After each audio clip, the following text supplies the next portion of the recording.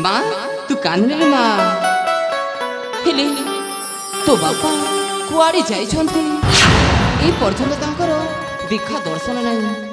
ଝିଅ ହେଇକି ଏତେ ଦିନ ହେଇଗଲାଣି, ସେ କୁଆଡ଼େ ଗଲେ, କୋଉଠି ରହିଲେ, ସେଟା ମୁଁ ନିଜେ ମଧ୍ୟ ଜାଣିପାରୁନି। ହେଲେ ମା ମୋ ମନ କହୁଛି ତୋ ବାପା ତୋ ପାଖକୁ ନିଶ୍ଚୟ ଫେରି ଆସୁଥିବେ ରେ ମା, ନିଶ୍ଚୟ ଫେରି ଆସୁଥିବେ।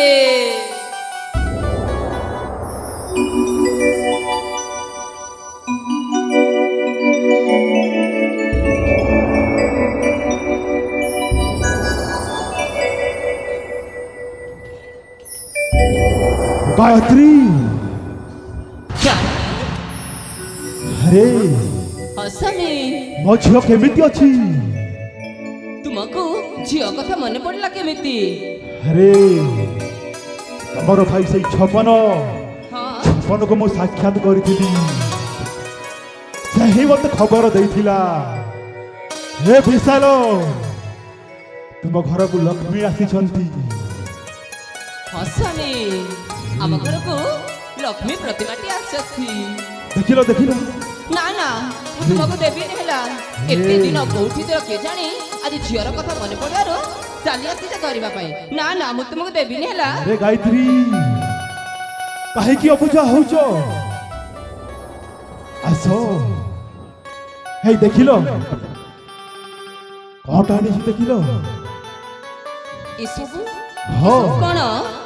ପ୍ରଥମେ ମତେ ଝିଅକୁ ଦିଅ, ତାପରେ ଦଉଛି ତମେ ବାବା ଦେଖିବ। ଦଉଛି। ଏମିତି ବ୍ୟସ୍ତ କାହିଁକି ହଉଛ କହିଲ? ରୁହ,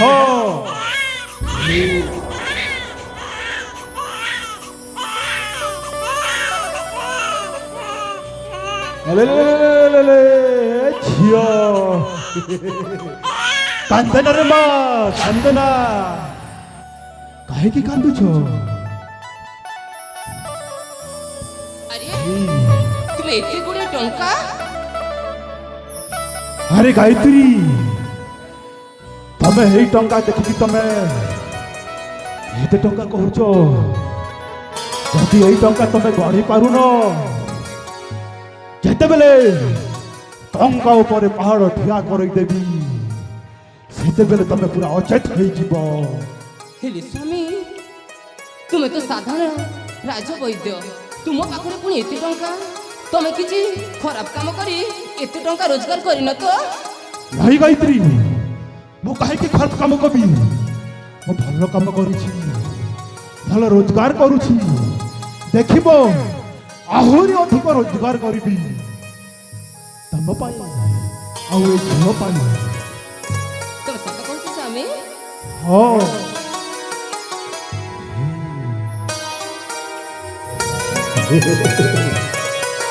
ମୋ ସାଧନାର ସିଦ୍ଧି। ଗାୟତ୍ରୀ, ହଁ ସ୍ୱାମୀ। ଏ ଝିଅଟା କୋଉ ନକ୍ଷତ୍ରରେ ଜନ୍ମ ହେଇଛି? କୋଉ ନକ୍ଷତ୍ର ଜନ୍ମ ହେଇଛି? ହଁ,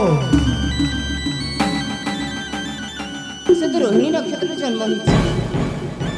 ରୋହିଣୀ ନକ୍ଷତ୍ରରେ।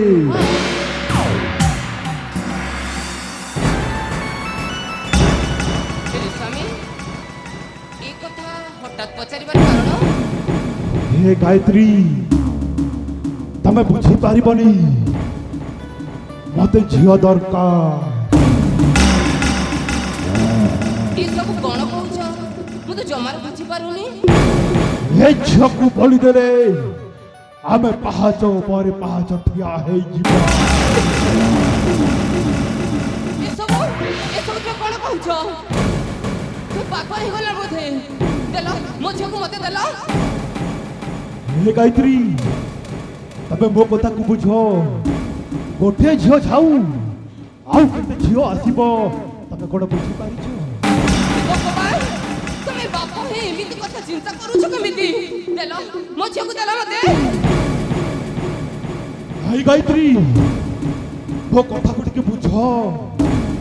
ଆମେ ତ ଏ ଝିଅକୁ ବଳି ଦେଲେ ବହୁତ ଖୁସିରେ ରହିବୁ। ଆହୁ କୋଳରେ ସନ୍ତାନଟେ ନଥିବାରୁ ଏଇ ସାଇ ପଡ଼ିଶାଠାରୁ କେତେ ଗଞ୍ଜଣା ସହିଛି। ଯେତେବେଳେ କୋଳରେ ଛୁଆଟେ ଜନ୍ମ ହେଇଛି ତାକୁ ପୁଣି ତମେ ଏମିତି ସ୍ୱପ୍ନ ଦେଖୁଛ। ଦେଲ ଗାୟତ୍ରୀ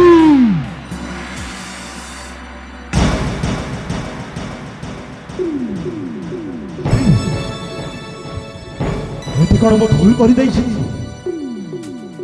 ନା ଭୁଲ କରିଦେଇଛି ମୁଁ ସମୟକୁ ଅପେକ୍ଷା କରିବାକୁ ପଡ଼ିବ ହଁ ଠିକ୍ ସମୟ ଆସିଲେ ଠିକ୍ ପ୍ରହାର କରିବି ମୁଁ ହ୍ୟାଲୋ ଏ ଗାୟତ୍ରୀ ମୁଁ ତୁମକୁ ଥଟ୍ଟା କରୁଥିଲି ପରା ଆରେ ମତେ କାହିଁକି ରାଗୁଛ তুমি ଥଟ୍ଟା କରିଥିଲ ହଁ ଗାୟତ୍ରୀ ଏମିତି ଥଟ୍ଟା କିଏ କରେ ଗାୟତ୍ରୀ ତମେ ତ ପୁରା ରାଗି ଯାଇଛ ସତରେ ତମେ ପୁରା ରାଗି ଗଲେ ଏ କଲା ହେଣ୍ଡିଆ ମେଘ ଭଳି ଦେଖା ଯାଉଛ ସତରେ ଗାୟତ୍ରୀ ବିଶ୍ୱାସ କର ଆଉ ମୁଁ କେବେ ଥଟ୍ଟା କରିବିନି ଆସ ମୋ ପାଖକୁ ଆସ ଦେଖ ଆଉ ଏମିତି କଥା ତୁମ ମୁଣ୍ଡରେ ପୁରେଇବନି ନା ଗାୟତ୍ରୀ ଏତେ ଦିନ ପରେ ଆମ କୁଳରେ ସନ୍ତାନଟି ହେଇଛି ହଁ ଗାୟତ୍ରୀ ଆମର ବାକି ଜୀବନ ଏଇ ସନ୍ତାନର ଲାଳନ ପାଳନ କରି ଆମେ ବିତେଇ ଦେବା ଠିକ ଅଛି ଗାୟତ୍ରୀ ହେଲେ ଗାୟତ୍ରୀ ତମେ ଜାଣିଛ ଅଧରାତ୍ରି ହେଇଗଲାଣି ଆଉ ଆମେ ଶୋଇପଡ଼ିବା ସ୍ୱାମୀ ଝିଅ ମଧ୍ୟ ଶୋଇବା ପାଇଁ ବ୍ୟସ୍ତ ହେଲାଣି ହଁ ହଁ ହଁ ହଁ ତାହେଲେ ଚାଲ ଆମେ ଏଇଠି ଶୋଇପଡ଼ିବା ଚାଲ ହଁ ସ୍ୱାମୀ ଠିକ ଅଛି ଚାଲ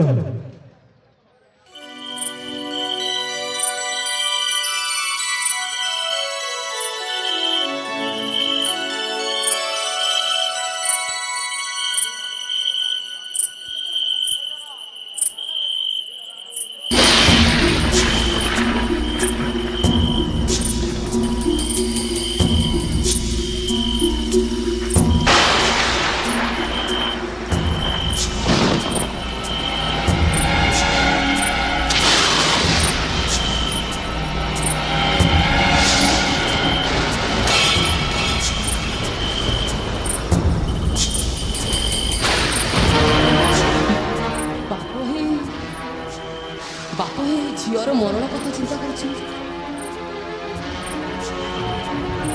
ବୁଦ୍ଧିସି ତନ୍ତ୍ର ବିଦ୍ୟା ଅଧ୍ୟୟନ କରୁଛନ୍ତି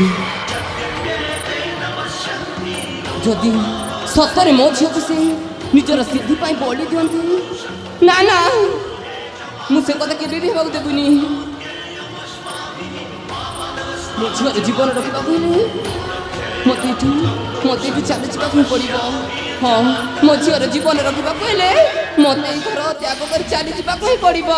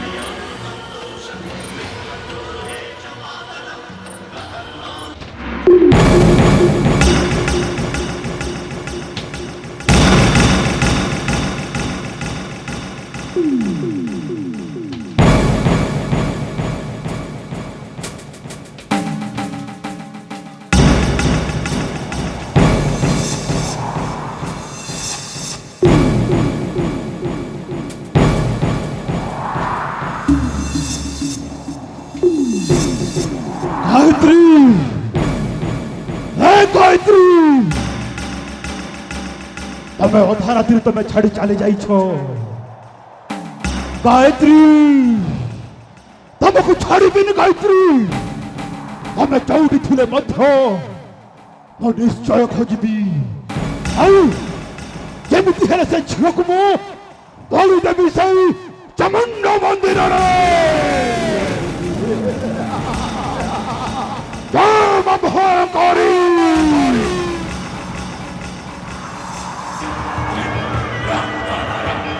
ବୋଧେ ଗାୟତ୍ରୀ ବହୁତ ଦୂର ଚାଲି ଯାଇଥିବ।